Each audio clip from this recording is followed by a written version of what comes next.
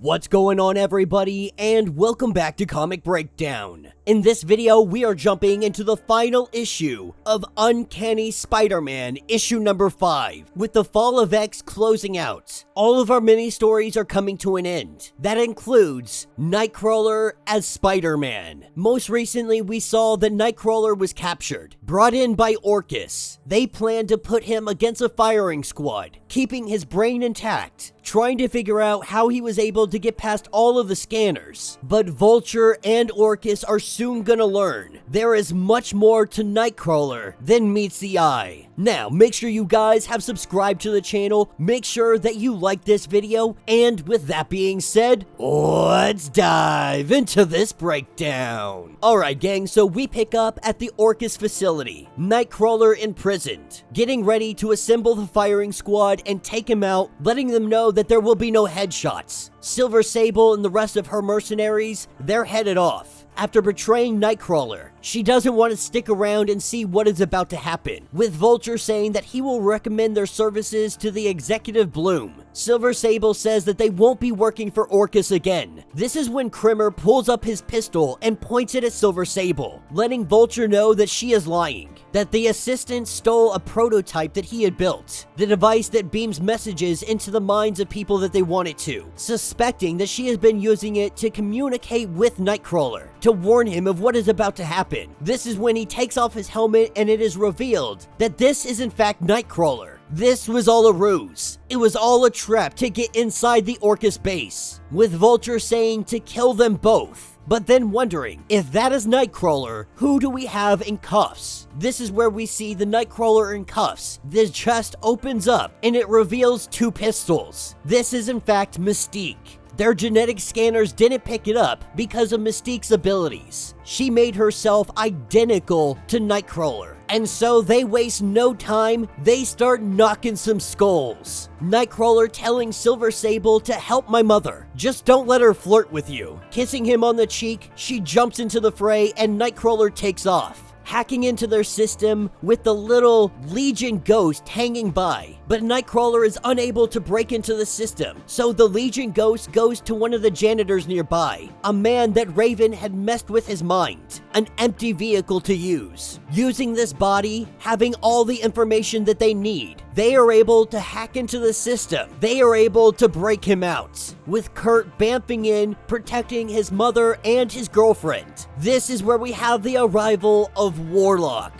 finally set free. And now that he has returned, he is taking back what belongs to him, reconstituting all of his absent code, the parts of him that were used to turn people into the Hounds. He is taking it all back. They will all make a full recovery, but it is an extremely tiring process, becoming post-organic. This is where Vulture shows up, and Warlock is unable to take back what is his from him, the source code. It is infected with Prime TO strain, which means Warlock cannot extract while he has absolute control of it, which means they need to take control away from Vulture. With Vulture charging in, we see Nightcrawler start bamfing left and right as he wields his Hope Sword. He takes that sword and he drives it right into the chest of Vulture, putting him down on the ground, rendering him unconscious. Warlock takes back what belongs to him. Today, the Hounds program dies. But even taking down all the Hounds, on the outside they have a whole battalion worth of Orchis agents that are waiting to storm the facility. As Warlock taps into the system, he sees that this Orchis base is directly underneath the freaking treehouse, as they prepare for the heroes to come through the gateway. This is when Nightcrawler gets access to an asset that Orchis has. As the rumbling begins, the Orchis agents are met by a fierce force. This gives them the opportunity to make their escape. Amidst all the chaos, they are able to get away as they observe from a distance. This is where Nightcrawler is met by Spider-Man, and Nightcrawler is really just letting Spider-Man know that you can have the mask back, that I am done doing the street level stuff. Punching muggers may not change the world, but Spider-Man lets him know that you can keep that costume, that you are always welcome to be one of the Spider-Men. But Nightcrawler knows that he's got bigger things at play. There are bigger things that he must take care of. His people are suffering, they are at war, and it is time that he finally gets in the fight. With Spider-Man taking off, we see Mystique and Warlock show up. All of them are gonna go their separate ways. Raven is headed off to find her wife. She would like to introduce her to their son, and this is something that Nightcrawler would also want. With everybody going off and doing their own thing, Nightcrawler is left here with the little Legion ghost.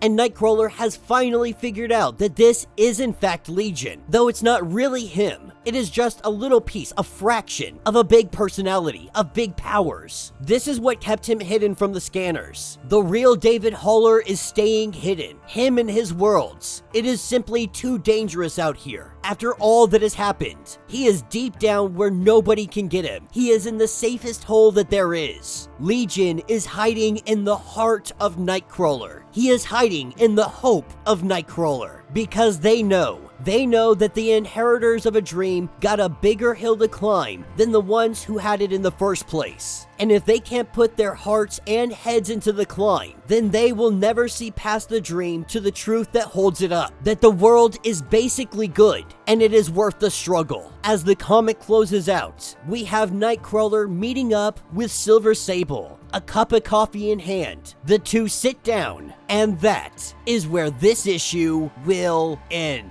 So let me know what you guys think down in the comments. You know, I definitely had my issues with this comic, especially issue number 1, but the further this comic got along, the more that I really did enjoy it. I like the growth that we have seen in Nightcrawler. He's not just some religious fanatic anymore. He understands that it's much bigger than that. He still has his religion, he still has his faith, he still has his hope, but his mind has expanded. He sees past just the arbitrary. He sees past what is just in front of him. He sees that there is nuance in the world, that not everything is black and white. And it's also nice to see Nightcrawler having some relationships, once with weaponless Zen and now with Silver Sable. He is really growing into his own, becoming his own person, doing so in ways that we have never seen before. More than that, he's been learning about his history, about his mothers, about how Mystique is more powerful than we actually imagined, having the potential to maybe even copy X genes, but also learning that he has more than just 2 parents, from Christian to Azazel to Destiny to Mystique. And even Mystique says there's a couple other names in there. We just don't know who they are. The biggest revelation of all of this is where Legion has been hiding. Everybody wondered, where did Legion go? Where did he disappear to after he fought Mother Righteous? He just disappeared and no one knew where he went. Now we finally know. He hid in the safest place he thought, and that was in the heart of Kurt. He hid inside of Nightcrawler, in his hopes and his dreams and his wants, in that spark that is inside of Nightcrawler. This is where Legion lays dormant, knowing that it's too dangerous for him to be out here. Orchis would throw everything they have at him, and Legion cannot guarantee that he would stay out of their grasp. And so to ensure this, he stayed so far out of sight, no one would ever think to look for him there, because Legion will be essential. With his vast amount of powers, his ridiculous abilities, Legion will be instrumental in the battle against Orchis that now is beginning. Mutant kind has taken their time to get here. They have all had their own things to deal with and handle before they all come together to truly take down Orchis once and for all. But now we stand on the precipice of the final battle. Mutant kind making their final stand. The last chance of liberation. The last chance for true freedom. It is time for all hands on deck. Mutant kind is one once again. And may God have mercy on anybody that stands in their way. So let me know what you guys think. Let me know your thoughts. Let me know your theories. If you would like to get completely caught up on everything going on with this series, go ahead, check out the link in my description as well as the top of this video. It'll get you completely caught up on everything going on with Uncanny Spider-Man. If you would like to support the channel, you can always do so by joining the the channel membership, much like Patreon having multiple different tiers, from $1 to $50, from loyalty badges to comics every single month. Not only are you helping out the channel tremendously, you are getting tons of perks in the process. Now, if you're unable to do this, do me a favor, subscribe to the channel, like this video, hit that notification bell, and with that being said, until the next breakdown.